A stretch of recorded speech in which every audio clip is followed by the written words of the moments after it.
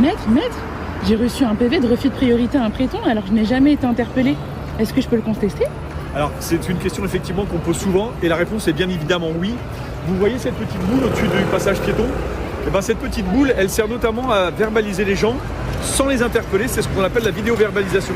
Et grâce à la vidéo-verbalisation, dans un carrefour comme celui-ci, vous pouvez verbaliser des infractions que vous pensez avoir été commises. Par exemple, le refus de priorité piéton, la difficulté avec cette petite boule, c'est que l'agent qui se trouve derrière son ordinateur, lui, il ne voit pas si le feu du passage piéton est vert ou s'il est rouge. Donc si quelqu'un se présente à l'aplomb du trottoir et que vous passez, il va en déduire automatiquement que vous allez refuser la priorité à un piéton.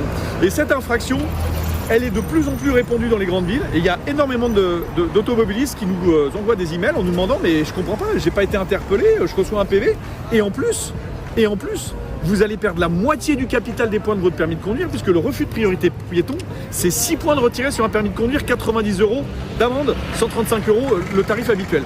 Donc si vous êtes destinataire de ce type de PV, surtout pas de panique, vous pouvez le contester très facilement, il vous suffit simplement de contester être l'auteur de l'infraction. Et encore mieux, vous allez sur mon site EasyRad, ça vous en coûtera 59 €, mais au moins vous aurez l'assurance de ne pas perdre 6 points sur votre permis de conduire, parce qu'encore une fois, le fait de ne pas avoir été interpellé fait qu'on ne sait pas qui était l'auteur de l'infraction.